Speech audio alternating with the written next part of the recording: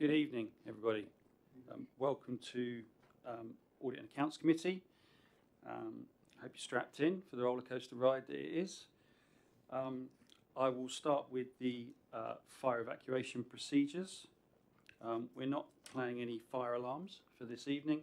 Therefore, if the fire alarm sounds, please evacuate the building immediately. The fire exit is located at the rear of this room. Go down the stairs and meet in War Memorial Park. The meeting is being webcast live on the internet. The webcast will also be published to YouTube after the meeting. Can you please make sure that your mobile phones are switched off or to silent?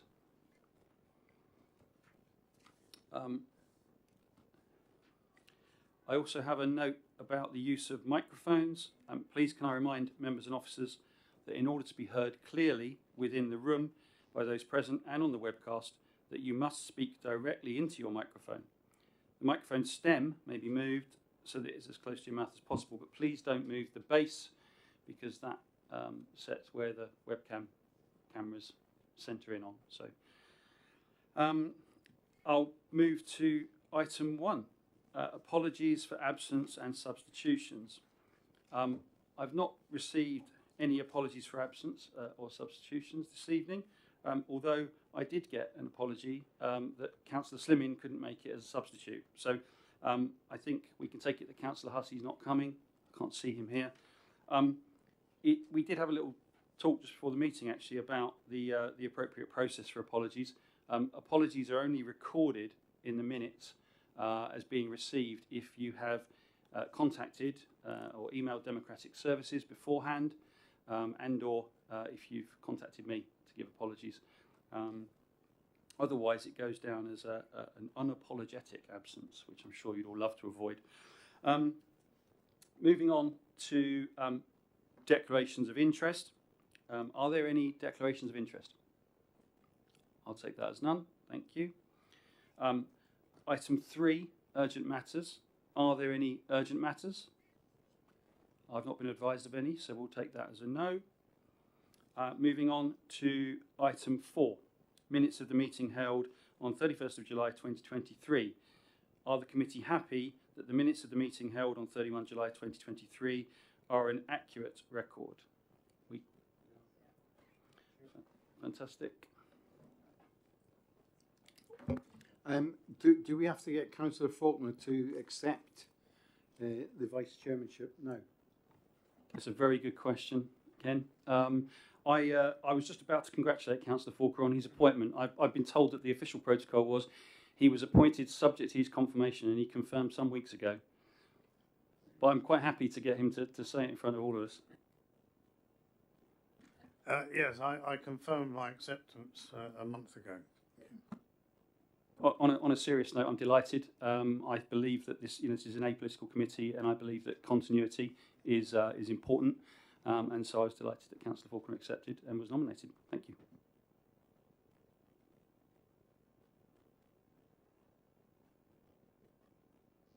Moving on to item 5, Internal Audit Progress Report, July to August 2023. I'll ask the Internal Auditor, Richard Bevan, to introduce the report. Thank you, Mr. Chairman. Yes, so this is the progress report for the work completed by the internal audit team just for July and August, and also shows the current position with outstanding audit recommendations as at just about the 13th of September was the last updates I received. The table in paragraph 4.1 of my report on page 13, that shows the audits that we completed during this period. And the level of assurance that was given to those audits. So there was 1 full, 2 substantial and 1 reasonable assurance. And the summary of those reports are appendices 2 to 5 of my report. With regards to recommendations, in my reports, paragraphs 4.2 and 4.3, they summarise the position, and the recommendations are shown in appendix 1. These are the overdue outstanding recommendations. And Appendix 6 represents the remaining outstanding recommendations. I won't add anything else, but happy to take questions and ask that the report is noted. Thank you, Richard. Are there any comments or questions? Councillor Rattigan.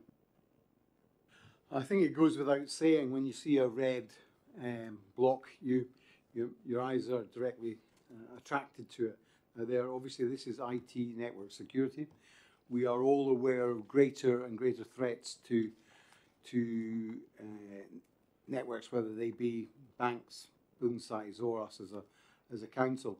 And it's pertinent we ask the questions, because lots of local government have been under threat or have made mistakes in the delivery of their finance to certain areas. Now, this obviously flags up.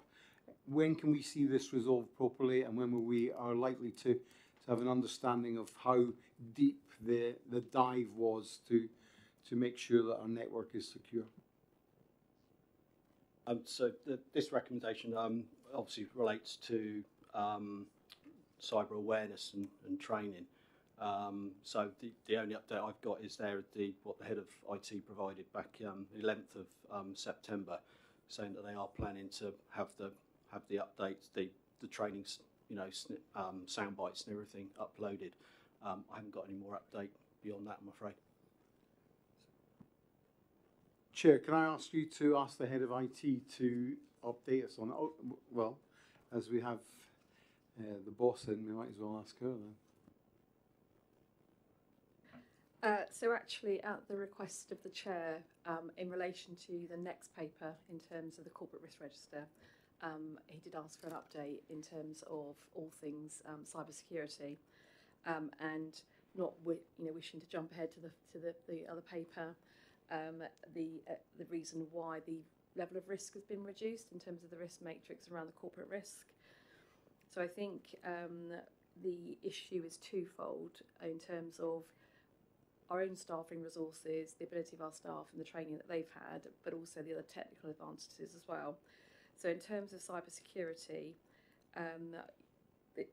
quite recently the team has been restructured. So we now have a team, part of the team is solely responsible for all things cybersecurity, but there is knowledge across the whole team in terms of how to cope with that. But the key issue is actually we've updated a number of our technical sort of backgrounds. So we've got a new network architecture, which actually gives us more sophisticated access in terms of monitoring and behavioural threat platforms and things like that. So it actually makes it easier for us to identify potential threats.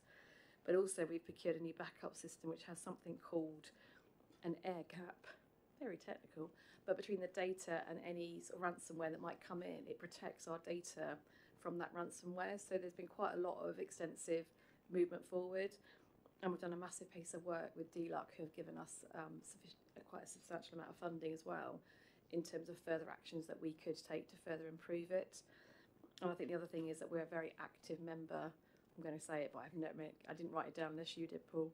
There's something called the CWARP Forum, which is really about risk and prevention of risk around all things IT, which is a sort of security-focused early warning sort of advisory and reporting group for local authorities.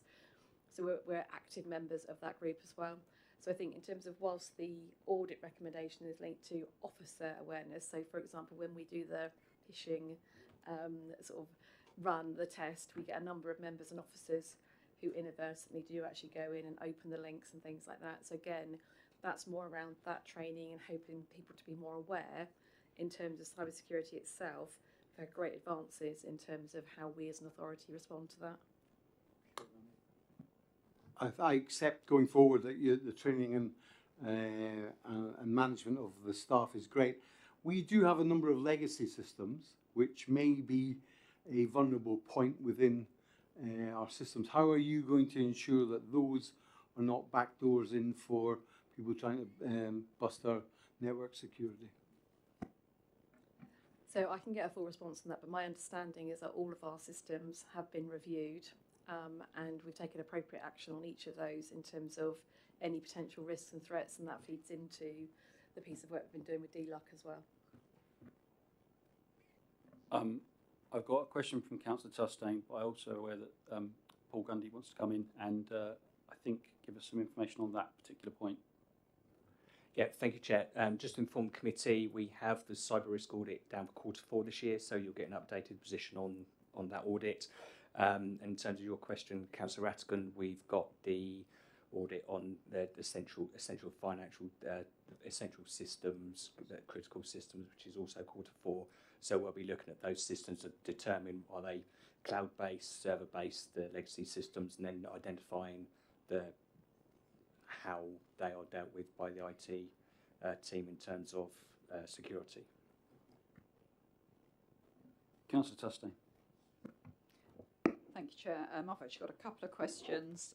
First one is actually on the this section, the Appendix 1, which is around some of these things. Let's talk about the training for staff and things, but I think it's very important to remember that members get an awful lot of emails, a lot of external sources, and it's very important that any training should also be, or any sort of testing and things should also roll out that way for maximum safety of data, etc. That also on some of them there's upgrades, timelines. I just wondered whether there was particular prioritisation around some of the systems and what sort of the timeline is on some of those. That's not, shall I do this? I've got some on the climate change and business continuity. Do you want to do those ones first, Sue? So, yeah, okay. Do.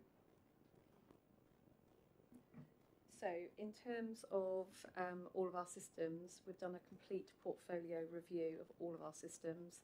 They've all been reviewed and looked at, and in terms of tackling them, that they are risk assessed. So we will go through them, and so obviously most of our major systems have already been replaced and updated and are regularly looked at. But as you can imagine, we have hundreds of random little bits of software here and there. They've all now been recorded, and there's an action plan against each of those. Thank you, Councillor Tustin. Any other questions? Sorry, because this is still in the same item. Please go ahead, Jackie. Thank you. Sorry, Paul. Right, so in Appendix 2, climate change. This obviously very good, but I had a little bit of a question actually around, because there's talk about a software update module thing being launched, and I couldn't work out whether it had been launched and rolled out or not been launched. That was on sort of page 21 and 22. It seemed to be a bit of conflict in info. But also, I wondered whether there's flexibility being built in around where we've declared like the ecological emergencies. Obviously, there's issues around water quality, and I appreciate that's not within the council's remit. But where we've got that, are we flexing and making sure we're addressing where these other things start to sort of have an impact, which is all around the climate? And then obviously liaising with partners. So, for example, insulation, the green team, the Rangers team, how that fits in with the risk analysis around the whole area. I know Richard's going to come back on that. I've also got an observation that we had considered or discussed whether or not these internal audit reports are shared with the cabinet member responsible for climate change, and I believe that we were going to ask the committee if they wanted to refer that back to the officer to see if they would pass that on. I think that's the way we were going to do it, wasn't it? Is that right? So I think we agreed that obviously we would just go back to the officer on this particular one and just say, have they asked the question, and if they could share it. But obviously if the committee feels that a good practice would be to share all of these, they can make that recommendation. Richard. Yeah, thanks, Chair. I was just going to come back to the query regarding the additional questions. We'd have to go back to the officer to confirm that. If we send a report to them, can add the queries, your queries to that, and then get back to you. Thank you, Chair. And my last one is around business continuity, because I've noticed it does state in there's been a lack of focus over the last few years, a bit of a slow progress on some of the IT upgrades, and obviously business continuity is one of those things that tends to be a bit of a poor cousin in sort of corporate practice, because it kind of like you're hoping it's never going to happen. So I just wondered what the sort of appetite was and how we're looking at all of that. It's a great question, Jackie, and I think Sue wants to cover it. Yeah, so there was a lot of work done in terms of updating all the business continuity plans prior to the pandemic, and they were effectively parked whilst we went through the emergency planning process, and we effectively tested absolutely everything to the nth degree by obviously evidencing that we can actually undertake all of our services remotely should we need to, with the exception clearly of our operations team. So what's happening now is that we're going through a process of capturing all of that good practice and all that activity and actually updating formally all of the business continuity plans. Katie Salas has now taken on the role of the head of service of business continuity, and has and there's quite a lot of comprehensive responses actually in the audit report. I think it's next week or this week or next week she's actually doing a formal course on it in order for us to actually properly inform it, and then she's already started organising updated documentation and various meetings and that needs to be updated, and we've agreed that IT will be a guinea pig, because effectively if IT goes down we're probably doesn't really matter what anybody else is doing. You can't access any systems, so they're going to be our guinea pig. So it's got a renewed focus. Did anyone else have any follow-ups on that? Richard, I've got Richard down for next, but Ken, was your question in relation to that? Or Yes, thank you. I just want an understanding of how, if Katie's getting a course, how she cascades that down. Could you just explain how that's done? So I think previously within the organisation we haven't had an officer that's been formally trained in business continuity. So as Katie is head of service, this is for her to understand. So she's already had a look at all the business continuity processes and practices within the authority. She's come up with a number of recommendations. The purpose of her actually doing the course is to sense check what she's thought we should be doing compared to perhaps what we should be doing. So that will be cascaded down through all of the activities that flow from that. So she's got an action plan, and as part of that she'll kind of be doing a general sort of, this is business continuity, this is how it's meant to work, here's the actions, this is what we currently do, this is where we need to be. Okay, perhaps a line in the future to say business continuity was done this way or something would be useful. Thank you. Thanks. And before I come to Richard, I know you have a question. What I would just add on that is one of the other things that we've been talking to officers about, and it hasn't come forward for this meeting but will for future meetings, is we're going to trial capturing an action list that attaches to the minutes. And so that sort of request, Councillor Attigan, would go onto the action list, and then we would get in a future meeting, we would know that it's been done, who asked the question, and we can tick it off and move on, in order to try and just make sure that we've got a little bit more discipline around capturing all of our actions. I know some of us are not always quite sure what was agreed last time around it to the detail, and officers have also said that they would benefit from that. So, Richard Hart. Thank you, Chair. There's just, I was going to raise business continuity, but that's been, I'm glad there's a lot of activity there. But I've got two general points on Appendix 6, really, for the audit. I just wondered, when there's a lot of significant recommendations for one particular thing, how quickly you go back to do a proper audit to make sure they have actually all been embedded in the way that they should have been. That's why I'll give you both questions because they're very simple.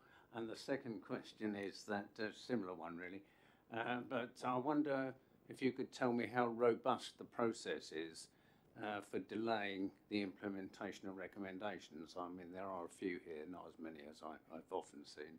But I wondered if there was a proper formal process that you went through before you agreed to people putting back the implementation of recommendations. Thank you. So with regards to follow-up of recommendations, I do that myself.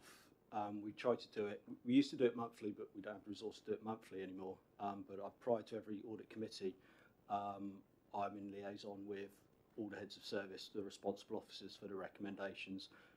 So Adam is usually a target for quite a few recommendations for us, and I make it my job to ensure that there is an update from every head of service. And something we've agreed with the chair recently is about making sure that the follow-up represents or identifies progress to the recommendation. We used to have like still in progress or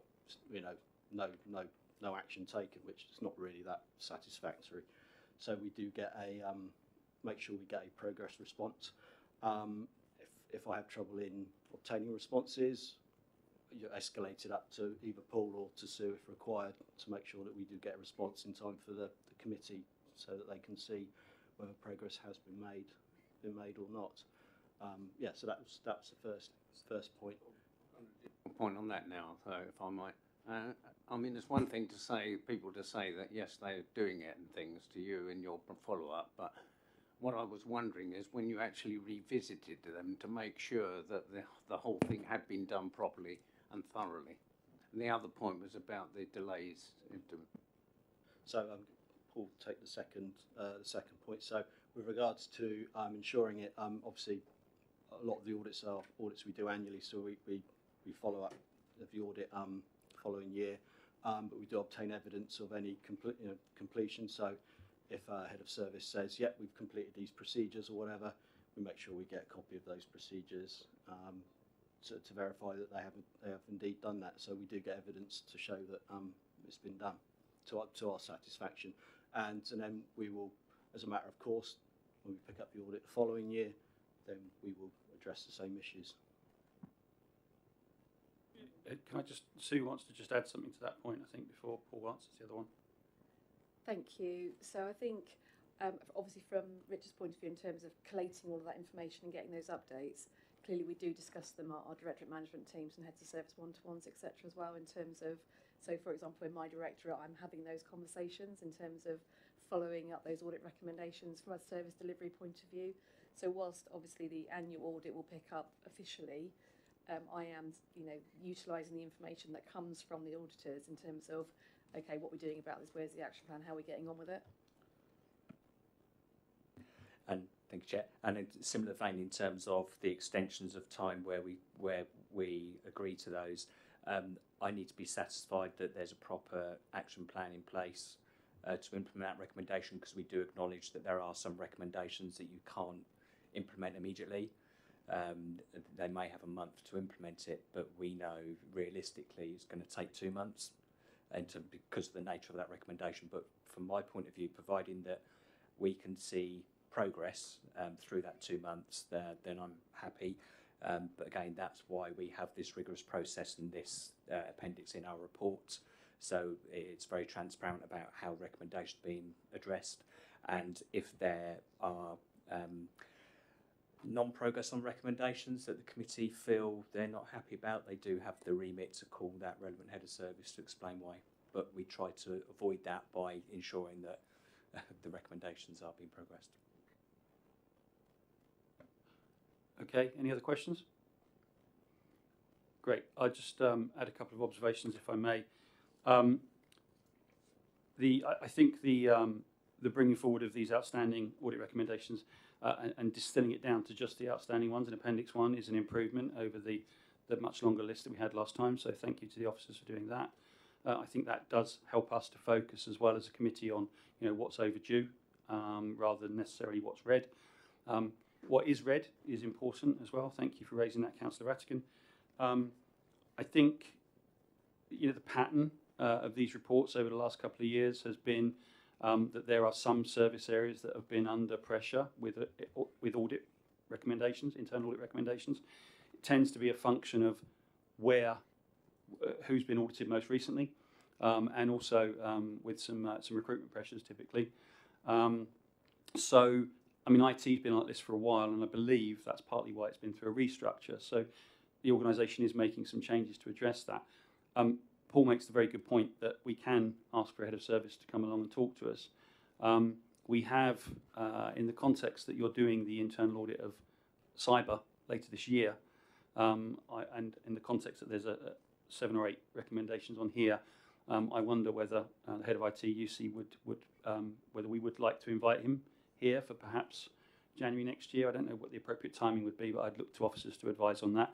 To just advise us of where they are and or what the good news is, because I do agree that cyber is, if there's anything amongst, we generally have a very clean bill of health, and if there's one thing that worries us, it would be cyber risk. I think that's absolutely fine. So once we have the outcome of the cybersecurity audit, it's probably the appropriate time to actually seek for UC to come along. So even if it does get a very clean bill of health or an improved status from last time, there's no reason why UC, I'm sure you'd be very happy to come and talk to you about it. Great, thank you, Sue. I also have here just an action from Councillor Tustain's point, which, with a nod to keeping the action list, I think if we can ask the head of IT to add councillors to the training email/videos around cyber risk. I think that was the key one I caught there. Thank you. If there's nothing else, we'll move on to item 6, which is, I need to ask you, is the committee happy to note the report? Thank you. Noted. We move on to item 6, review of the corporate risk register. I'll ask Paul to introduce the report, please. Thank you, Chair. This paper presents the committee with the current status of the corporate risk register, and it does take the usual format that you normally see with this report. I've included a diagrammatic version of the corporate risk register, which will be found in paragraph 1.3, page 47. And I'd also like to raise with the committee that there's been one risk score change since the previous report that came to committee back in March. That's the cyber. I know we've been talking about that, and Sue answered the previous question on cyber. That could be found in paragraph 1.2. I also would like to ask the committee to approve the minor changes to the risk management policy that have been made. Those minor changes are in paragraph 3.1 on page 48. And for information and hopefully for an easier read, we have a highlighted version of the risk management policy with those changes in Appendix 4 on page 95. I tell lies, page 69, Appendix 3. Appendix 4 is a clean version, so you can read it in its new format. So I wasn't going to add any more to that, Chair. I'd just ask the committee to note the corporate risk register and approve the minor changes to the risk management policy, please. Thank you, Paul. Are there any comments or questions? I've got Councillor Phillimore and Councillor Tustain. Colin, if you'd like to go first. Hi, Paul. Good to see you. I'm on page 51, RR1, staffing skills and capacity. How concerned should we be about this paragraph which says the challenges within the labour market has and may also continue to impact the ability of external providers to fill contracts for the council, such as the waste and recycling provider, Serco? Because there's no controls and current status columns for that, but we need a reassurance of Serco's performance criteria and how it affects our residents. And I think that's worth a comment. I would have to go back and ask the relevant head of service for the technical information on that one. Sue? So I think it's interesting, isn't it? What that first column is trying to do is saying there is a potential risk. What the actual document then looks at is the controls and the current status. So what that's trying to say is what's the impact on council services if Serco is unable to undertake its activity. It's just an example of one particular external contract. In terms of that particular contract, obviously we have a number of mechanisms for working with them in terms of making sure they've got the appropriate work force and skills. But I think it's just identifying that, as well as our own internal capacity, what's the impact on the external capacity as well. So currently we're not experiencing a problem on that side of things, but it's just recognising that there is a risk that we need to make sure we're taking into consideration. You okay, Colin? I am. Obviously there's a contract between us and Serco that we expect them to fulfil.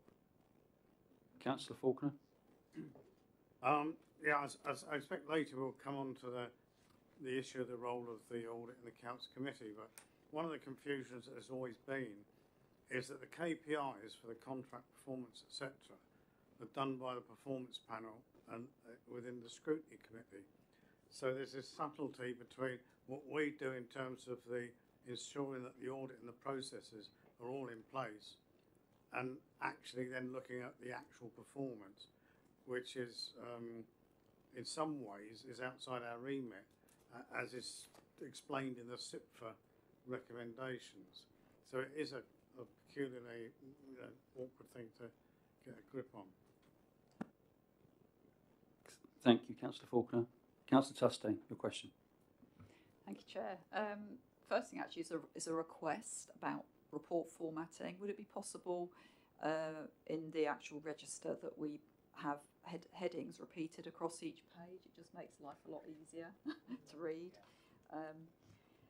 One of the point I had actually, and this is, I spent a bit of time looking at this and it was basically because we end up with an awful lot of things that end up lumping into the medium risk. And when you look at and I've gone through the policy and I've looked at the way you've worked on the 15% and all the rest of it and all of that, it does seem very sound. But the fact we have a likelihood from 1 to 6, and we've got something that's almost impossible and low, for example, and it's like, where is the difference? And some of this, I think, is possibly down to, the words that are used, although there is a mathematical bias put at classification put later. But I was wondering if and obviously when you end up with even numbers of things, quite often it's subjectively people are more likely to opt to something that sort of sits somewhere in the middle. And I just wondered if there was, even if it was that there was less on the likelihood or it was more balanced, for example, that you might end up with some of those things in the middle. Some of them might end up coming out as a higher risk, for example, and some of them may well still be correctly medium. I mean, I think they probably are okay, but I just wanted some reassurance and a little bit of an explanation around how the thinking behind it. Thank you. Thank you, Chair. In terms of how we've gone about this, I was very keen when I first pulled this policy together a few years ago in terms of the matrix to ensure it wasn't, for example, a 4x4 grid, because then you definitely do get the scores dropping into the middle. So I think with a 4x6, I'm comfortable, so there isn't that middle section. So because we've got the more categories, we need the more definitions, and I'm comfortable with how we've done that. It seems to work. So I wouldn't propose any other changes. And in terms of definitions, you do see quite a lot of risk management policies where you don't actually get any definitions at all. So again, I wanted to ensure we've got proper steer for risk owners to be able to score appropriately without, as you mentioned, us just drop it in the middle. Thank you. Councillor Atkin. Thank you. Can I direct your eyes to page 65 and 74? You've put down impacts there as negligible up to £50,000. I think a number of our residents would be unhappy to think a loss of £50,000 is negligible. So can I make the suggestion that negligible is reduced to 25,000 and the marginal 25,000 to 3 million? I think genuinely, if we were to have an impact at that level, people would go, that's more than a year's wages to the average guy, and I think that would be an appropriate amount to call negligible. I think the reason why I'll take on your point, and in terms of everybody has a different view and different thresholds, but what we're trying to do is do this from a business point of view, and I do appreciate that you can look at that in two different ways, but it's got to be the impact on the organisation, not necessarily a view of a member of the public. That's what we're trying to do, but unless I think Sue might want to add to that. Sue? I think it's consistent with how we apply that across other activities. So, for example, in terms of our revenue monitoring, we give explanations for material variances over £50,000. It's as John said, in the scheme of the overall budget. Is it material? Not is it necessarily material in terms of service provision? I'm just making the point that we've put on record that we regard negligible as, I believe it's below £50,000 and considerably below that. I just think if anything ever appears and we just go, well, it was negligible, it's £49,000, people are going to go, hold on, it's our money. I'm just making the point I understand for across all the businesses where you want to pitch this, but our point is that we are councillors representing residents who might not feel 50,000 is negligible. I think it's a really interesting point, and I think it comes up again when we look at the audit plan and materiality, and that's a higher number actually. That was about £100,000 last year. So I'd be interested in other people's views if there are any. Councillor Fillmore. I'm going to support Councillor Ratkin actually. And at housing the other night, we were told that 50,000 wouldn't get you a place on the register. Sue? So I think you would have to recognise that actually what that'll do is it'll push some potential things into marginal, but in terms of the overall impact on the organisation's finance, because that's just one line of that assessment, it's, you know, in terms of is there a financial impact to the council, in terms of, you know, less than 50,000 is something that the council can manage, appreciating it's public sector money. And therefore you have to take a view in terms of what's a reasonable sum to actually be explaining. So, you know, I think it's reasonable that it stays at 50,000, but note the comments of the members. So this comes to, I think it's a good discussion. This comes to paper 9, which is the function of this committee, which we'll talk about in more detail. One of the things that really came out of that was that this committee is supposed to be strategic rather than operational. I completely take the point about what I think the fashionable phrase is the optics of what that looks like. So on an advisory basis, I think we would advise officers to look at it, review it, and then take the appropriate operational decision.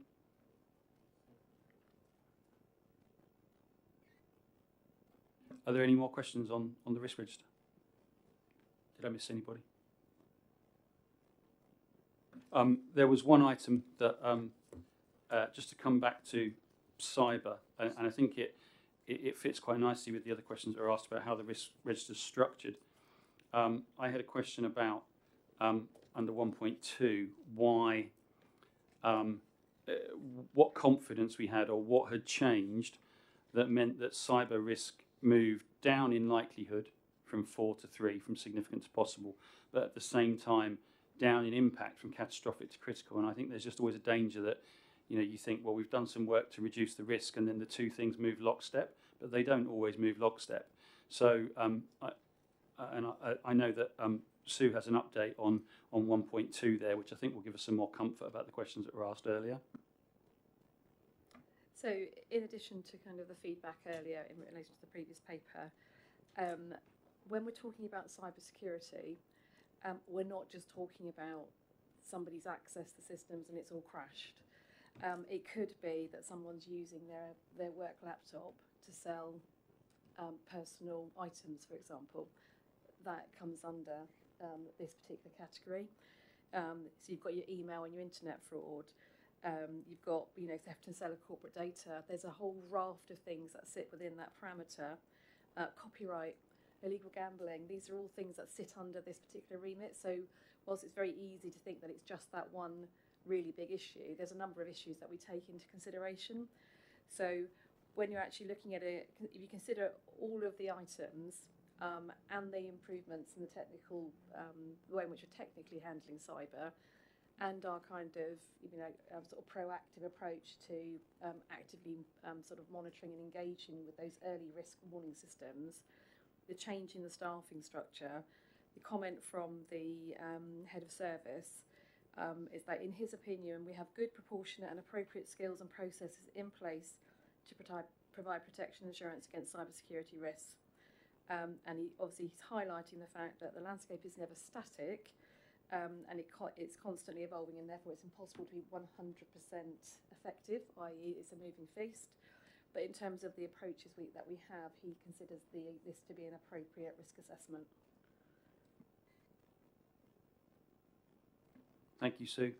I just, as a point to note, whenever these sorts of things come forward, if we can just sort of scrub them for plain English and just try to, because I just felt that one that was in there was, double speak's not the right phrase, but it didn't really mean much to me. So thank you. Councillor Gaskell. Thank you, Chair. Sorry, Sue, what you just said there was a recommendation that the systems were in place. Does that mean we're never going to get anything better than red category?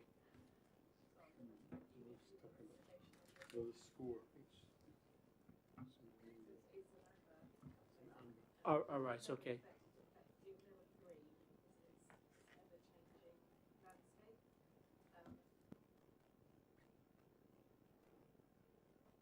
why we've reduced it down into a medium risk is because of all the actions that we are taking and forever improving and monitoring. Okay, thank you. So if I can ask the committee to note the report, and if I can also ask the committee to approve the changes to the risk management policy that were outlined in, I think it was 1.3. Agreed, thank you. Moving on to item 7, the Treasury Management 2023-24 Quarter 1 report. I'll ask Adam to introduce this, please. Thank you, Chair. So as it says, this is the Treasury Management report for Quarter 1, which takes you up to the end of June 2023, which is obviously a couple of months ago now. Only going to highlight a couple of key points in this paper.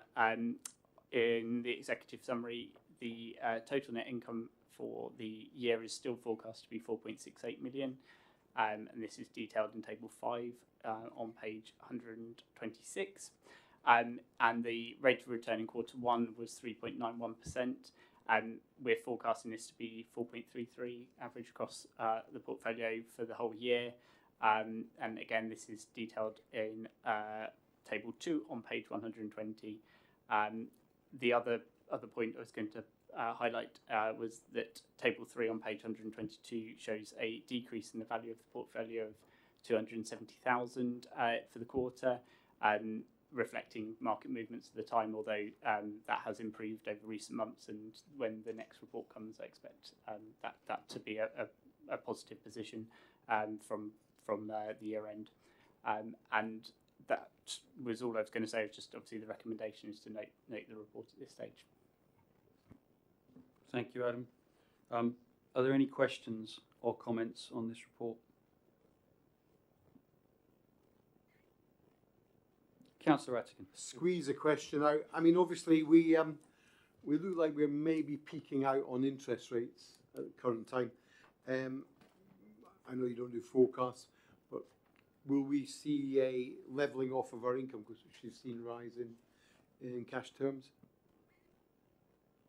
I think you'd say forecasts are for interest rates probably to have peaked or near the peak. As this suggests, we're on track for our budget this year. We're obviously going through the process of setting the budget for the next year and the medium term.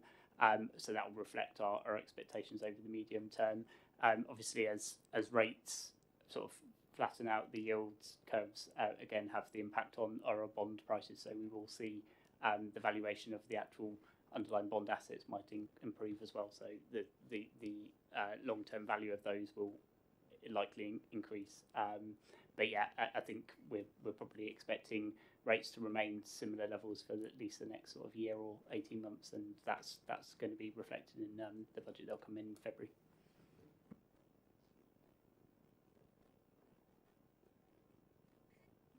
If there are no other questions, I have a question for the committee. This report comes to us quarterly. I understand that constitutionally it only needs to come to us every 6 months. We don't have to give a yes/no tonight. We can think about it and come back at another future committee. But I just wondered how people felt about receiving this paper on a sort of half-annual basis, and just with one eye on the sort of weight of papers that come to this committee. Councillor Tustain. I think possibly one of the considerations would be how volatile the markets are. Would have an impact, wouldn't it? I mean, at the moment we've got quite a lot of volatility going on, but with this, at the moment, and certainly if everything, as historically in the last 10, 15 years, might have been a lot sort of calmer and steadier, then it might make sense to every 6 months. But having it there and having a chance to have a look at it and having that openness, I think is actually quite a good thing. So maybe keeping it quarterly up would be my preference at the moment. Thank you. Anyone else? Councillor Rattigan. Chair, I'm keen to have it quarterly, especially for the next 18 months. I think we've got political changes could be upon us. That might mean volatility within markets, and obviously our ability to fund things that may not happen through government might also change, and that we need to keep an eye on that. Okay, thank you. Councillor Fillmore. Just a specific. investment holdings goes out the 30th of June. Specifically, the supranational one that matured on the 14th of July, only at 0.46%.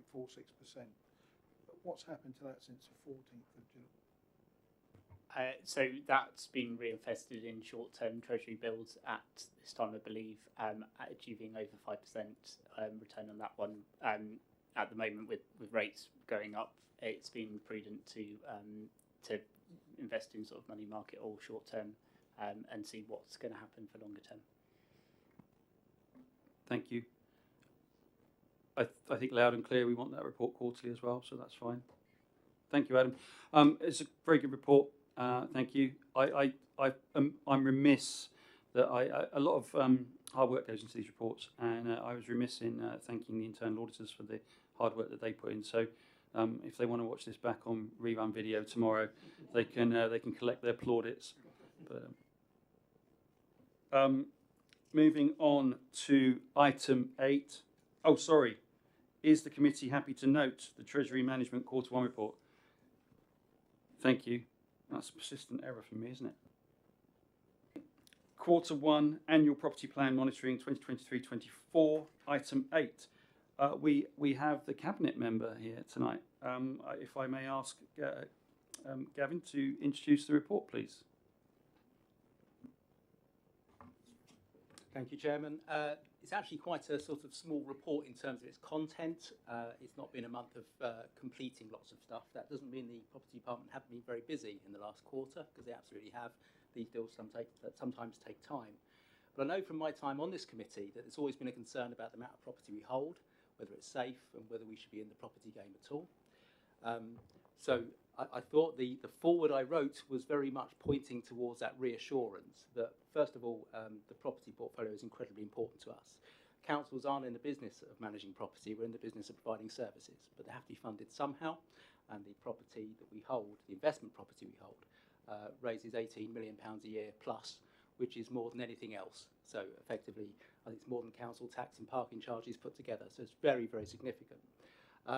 Values obviously fluctuate, very similar to the finance stuff you see. The volatility actually is less, though, because whilst values fluctuate, it's actually the revenue, because the value of anything is the price someone's prepared to pay for it at the point you want to get rid of it. And that's the critical bit, that last bit. Until you sell it, the value is fairly irrelevant. It's the revenue that matters to us, and it raises lots of revenue.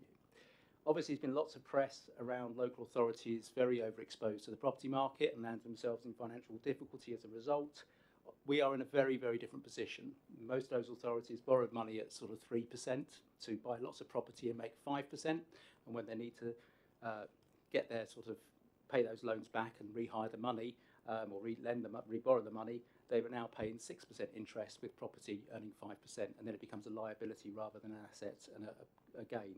We're not in that world. All the property we own is what we own, mostly freehold land, to be honest, but which takes us away from the risk of RAC and other things. So it's a very safe way of storing our money, but also, most importantly, getting that return. Obviously, there was a property strategy that was adopted, I think, in February 2022, read through it, don't think there's any need to change it. The current investment strategy essentially means that the money we have tied up in property remains tied up in property. It'll be recycled. We're not going to add to our property portfolio. It's big enough to be versatile. So we've got retail, we've got warehousing, we've got offices, lots of different kind of buildings. As one market goes down, another one goes up, and we're sort of hedging ourselves. And that's pretty it. So it's that reassurance really that it is quite safe and it is actually delivering good stuff for us at the moment. Obviously, what it does do as well is gives us the advantage that we can kind of shape the local economy. We can shape local policies. So very much within that investment strategy is how do we make buildings greener as when the lease comes up for re-gear or a property becomes available, what do we do with that property, and how do we reduce climate change or climate change impacts whenever we do. Always a fine balance between revenue and capital. Obviously, sometimes it's better to sell a property, get the capital, because we can do something better with it to generate even more revenue. So really just a reassurance that not much is showing this month in terms of completions. We're very much sticking to the format, and we, any deals we do, JLL partners come in, they advise us, so we get second opinions, and of course Martin and his team are incredibly experienced and understand everything there is to know about building. So that was it. Thank you, Councillor James. Councillor Atkin. Thank you. It's just good to see a short report from you. It's rare in your time as councillor. Anyway, you touched on very quickly the quality of our properties and meeting a climate change need and requirement. What capital sums are set aside for that? And I've got other questions as well. Well, we also have the Climate Change Reserve, which is probably more looking at our operational properties at this stage. As I say, we don't actually own a lot of properties. We own a lot of freehold land, and the properties go on them. So where we don't own the properties, it's owned by a different company. We're not going to put our money onto their roof, as it were. We'll encourage them, obviously, all the time to do what they can. When the lease comes up for re-gear, for renegotiation, if someone was to surrender a lease, obviously there's negotiations happen, and then we look at how can we make sure that building's put back to good use in whatever use it's going to be, and how do we make it greener in the process. And every deal we look at is how do we tackle it. There's not much you can do about a building that's not yours, that's not coming up for a lease for another 100 years. We all note section 9, which is property age debt, and the escalation of that. Can I ask what the Cabinet, the administration is doing to retrieve some of that? Okay, I'll cover that one actually, if I may, or Sue may. It's just that we talked about it earlier, and we think, so at a previous meeting, this committee asked for historic data so that we had comparators, and we have updated and we have comparative data, but I've been reliably informed that we're not quite sure we're comparing apples with apples here, and so we think that might be an error in that data. So in essence, what we think's happened here is that the most recent information has got the new 3-month invoice on it, so therefore it's including debt that's not actually due yet, whereas the other one has actually been adjusted. So this is kind of a work in progress. We'll make sure it's updated for next time, but there isn't an escalation in the overall kind of level of debt. Sure, Councillor Ratton. Chair, if I may. Obviously, we all are aware of the problems that retail are having, and we have large holdings in the malls, and some of those tenants are unfortunately leaving us. Wilko is an example of that. Can we just understand what the administration are doing to ease that burden to struggling businesses?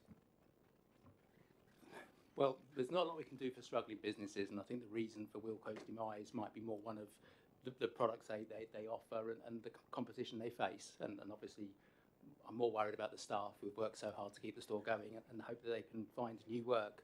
A lot of the property that is in the malls is not directly leased by us. We lease it to an organisation who then lease it on. So it's not, there's obviously always a risk at the moment, particularly of retail, but that's why we have the diversification in terms of actually warehousing is doing incredibly well at the moment, because the Amazon van needs to stop off every 30 seconds. So obviously we'll try and make sure the site is used, but at the moment from a risk point of view, it's more about keeping the malls alive and making sure that a large unit doesn't remain empty for a long period of time, which we'll be working with the direct leasee to sort out. Thank you. Are there any more questions? Okay. I think Councillor Faulkner was first. Just a quick is, I meant to check the year-on-year figures, but forgot. But I think I'm right in saying that the income is slightly up on year-on-year. What was last year compared to this year's valuation of 302 million?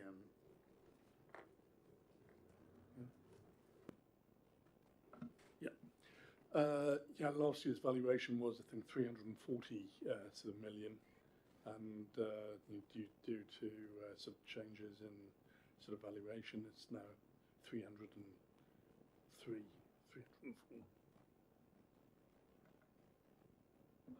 Thank you, Martin. Councillor James. Just to add an answer to that, what we've seen is because interest rates have gone up, suddenly government bonds are rather a bit more exciting than they were when interest rates were sitting at sort of 0.5%. So when you think of the property market, it's something that insurance companies and pension funds like to invest in. Now, for a long time, whilst low interest rates were low, property was a very exciting business to get into. That demand has gone away a little bit. So the valuation fluctuates when interest rates come down and you can't get a nice, safe government bond for sort of 5% return anymore, then you might be more likely to start looking at property again. So the value will fluctuate. As I said before, the value of anything is set by what someone's prepared to pay for it at the moment you sell it. And if we're not selling property right now unless it's the right deal for us, then you'll just see it go up and down. I'd imagine it'll go up very much like the bonds funds we've got, exactly the same thing. The government bond funds that sit at 2% interest aren't as exciting as the brand new ones at 5%. That will change over the next couple of years. So it's nothing to be concerned about. It's constantly being monitored, particularly sector by sector, and we make sure that our property portfolio is sort of, as I say, hedged, so we can't find ourselves in a difficult position. Thank you, Councillor James. Councillor Tufstein. Thank you, Chair.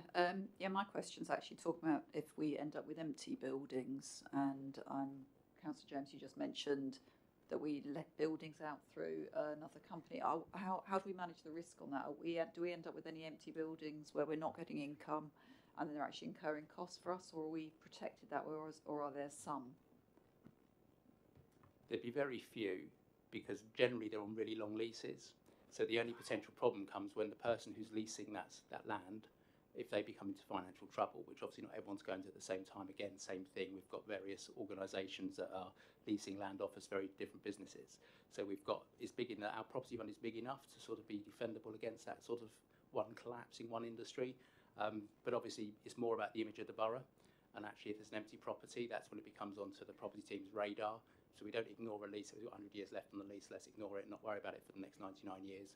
We'd say it's empty, it's tatty, and then we'd look at what we can do to support the owner bringing it back into the leaseholder to either surrender their lease or look at some deal without risking the council's money. But we obviously want all our property to be active and be adding to the economy and the well-being of the borough. There is a section on vacancies in the paper, and Martin, I know you had a perspective on the anticipation that vacancy rates may rise, and if you want to add anything on that. Yeah, the vacancy rates in the portfolio are particularly low. I think as a percentage of income, it's about 0.5%. Yeah, we're just tracking the economy, working closely with local and national agents, so that if we do pick up any soundings that particular buildings might become vacant, we can act quickly, address issues with those buildings as well if they do become vacant, to make them more sustainable and do some work and just improve the quality of the portfolio generally. Thank you. And that is a quarterly report, so we'll get an update on vacancies in January, I think, at the next meeting. If there are no more questions, I'll ask the committee to note the report.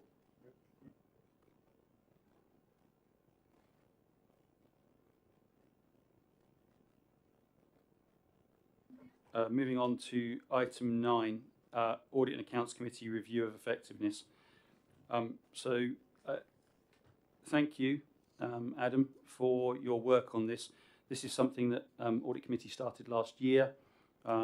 We looked at the SIPFA guidance in the context of appointing an independent or lay member who is now with us, Richard.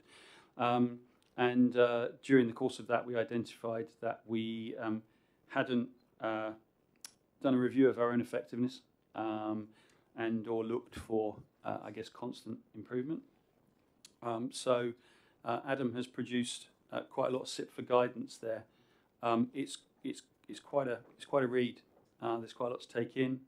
I'll be interested in what people felt. Well, Adam, I should let you introduce the paper. Sorry. No, Chair. I wasn't going to talk in great detail of the paper, as you say.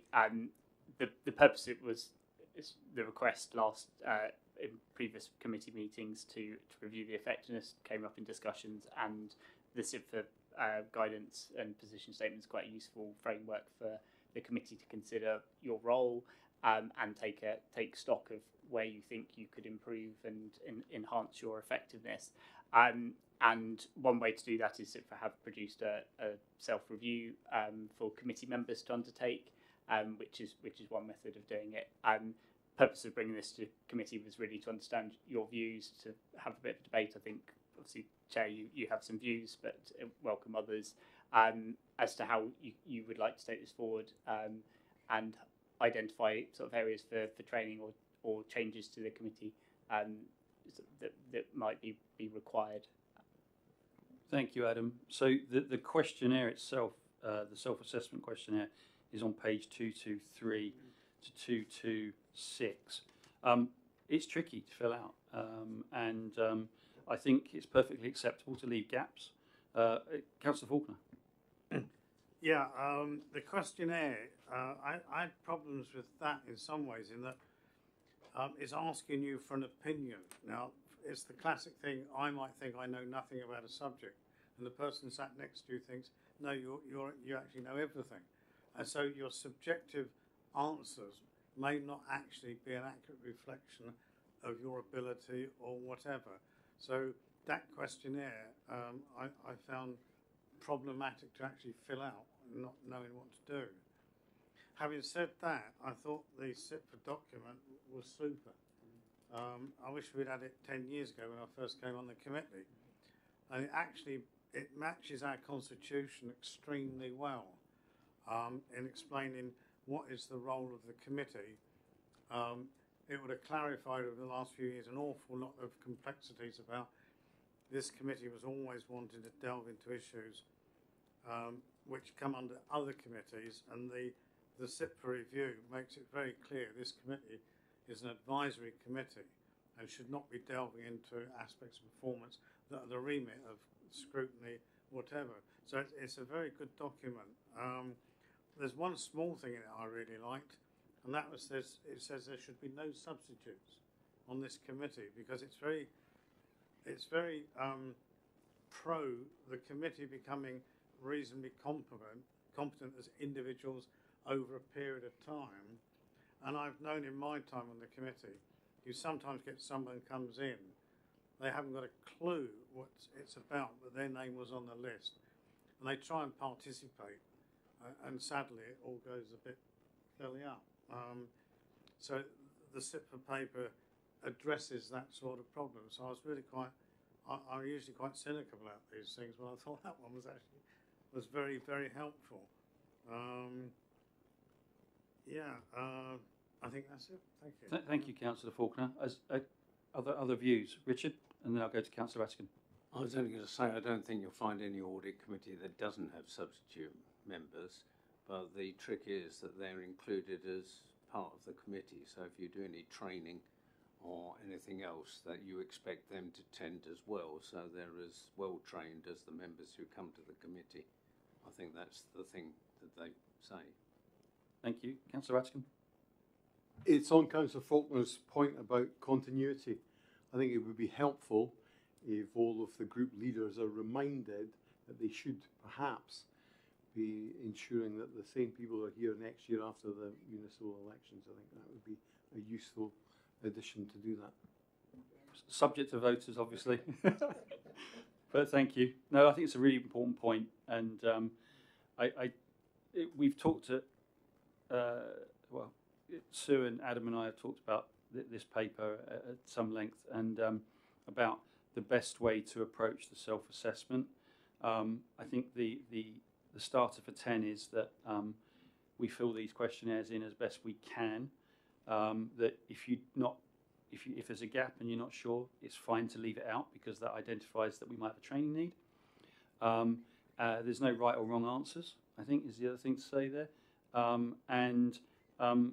If everyone wants to do that by, I think it was the end of October, then Adam will collate all of that and bring back a recommendations paper in November. We've talked about, let's say 5 or 6 things come out of this.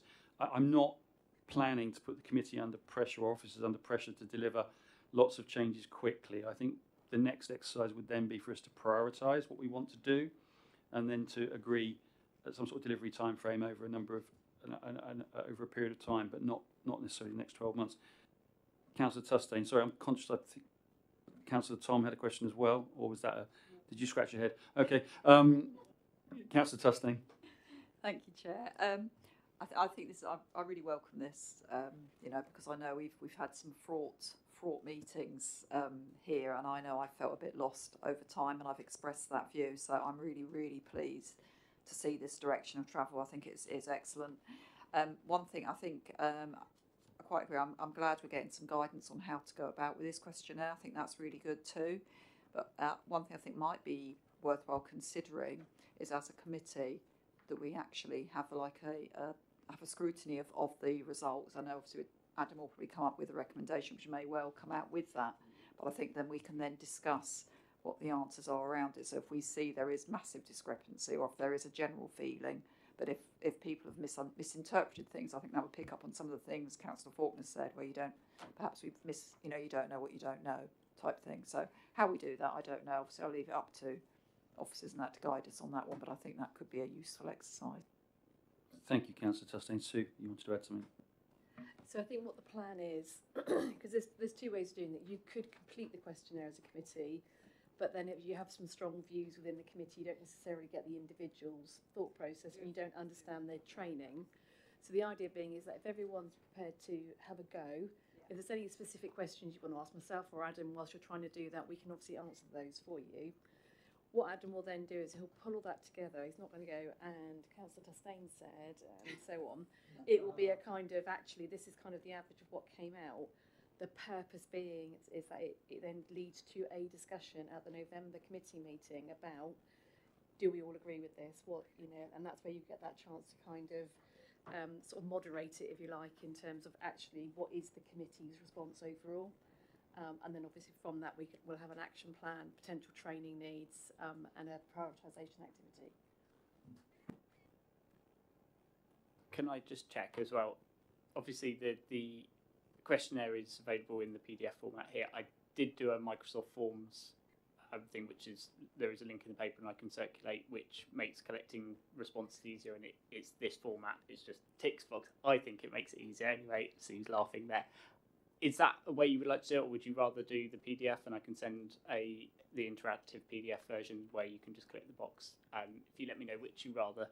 Sorry, I missed amongst that. Which is the easiest for you to collect the data?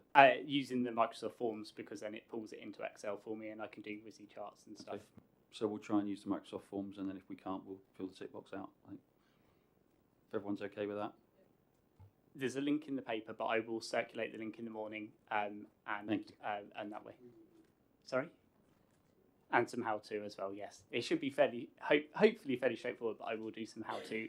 If you get stuck, do give me a shout. So one of the other things we just passed around earlier was the 2 pages from our constitution, which are our that forms our terms of reference. Essentially, we don't have a separate paper that's terms of reference. It's contained in our main constitutional document, and so that's reproduced for you there, so you don't have to go and look it up. Save you a bit of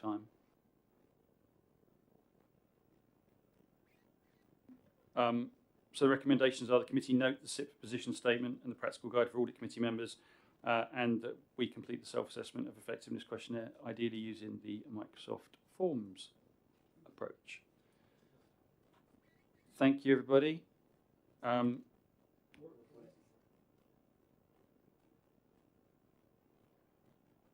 Item 10, the Audit and Accounts Work Programme.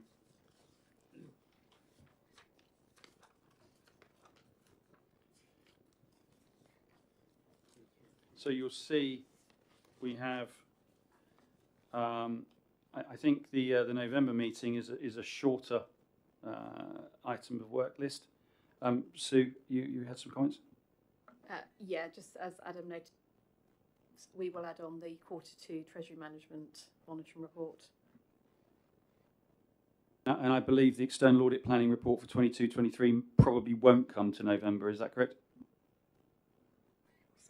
That's correct. We're still waiting to understand when they will undertake the audit and therefore bring the paper here. Richard?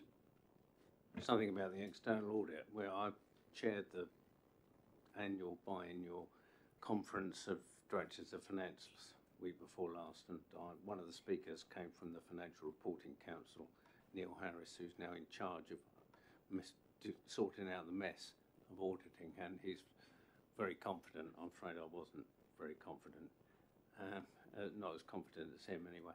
But we are guaranteed a ministerial statement in November, and at that point the 586, 585 now you've signed off yours, unsigned accounts will be disposed of either by qualification or disclaimer. Watch this space. Put me down as being somewhat sceptical about that. But the trick is they can't carry on with the 23 audit, and which has been put on pause by all the external auditors, because they're awaiting then, after the ministerial statement, there has to be actually approval of the audit outlines, and that has to be parliamentary because it's a statutory thing. And so they've got to find time in parliamentary time to do that. And Mr. Harris from the Financial Reporting Council was very confident that that would be done before Christmas. I failed to share his confidence in that at all, really. But it means they can't get on with the 23 audit, and so we're still in a mess because we don't really know what we're doing in 23. And before we get to 23, we'll be into 24, won't we? So it's some improvement, but there's a long way to go on this, I think. So I know Adam wants to come in, but I would just say is that the background here is that there is a huge shortage of public sector auditors, and many councils are delayed. Our papers came forward a couple of times and were later than usual, but they are signed off for 2022. And I believe that the auditors are still to tell us when they will be coming to do the 2023 audit. And it is later than officers would like, because they believe that they are ready or almost ready. Sue? Because it's been put on pause, so they are statutorily banned from starting on the 23. They can do the pension fund audits in places, but they can't do the ordinary audits. And I would say that amongst this 586 accounts that were outstanding, there is an authority with 16 not yet signed off. So this is unprecedented, though, isn't it? What they're talking about doing here. It really is unprecedented what the government's talking about doing with what the Financial Reporting Council talking about doing with this. So, Sue, you had something to add? Obviously, we are in a position internally. Obviously, our draft accounts are up. So obviously we're awaiting the auditors to inform us when they're coming in.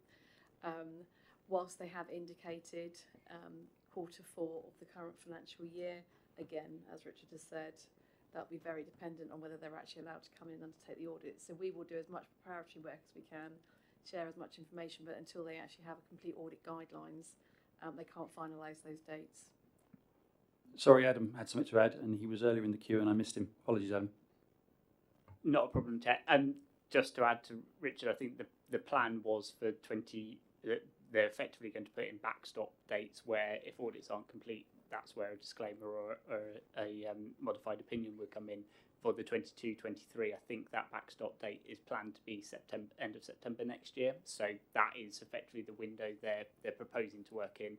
Obviously, it's subject, as Richard has said, to parliamentary timetables and things. I was on a call with Neil and D-Luck, and that was kind of their confidence there, but that was a few months ago, and it doesn't seem to have moved on. So we shall see. I just noticed we don't have an AOB on the agenda, but there is one item of AOB. Just to let you know, there is a regional audit chair meeting online. I think it's next week, which I will be attending. So I'm hoping to share experiences and or ideas with audit chairs in the South East. If you think of anything you want me to raise or ask, let me know before. I think it's Monday. But on that point, I will call the meeting closed at 7:44. Thank you for coming. Thank you for your participation, and we'll see you in January.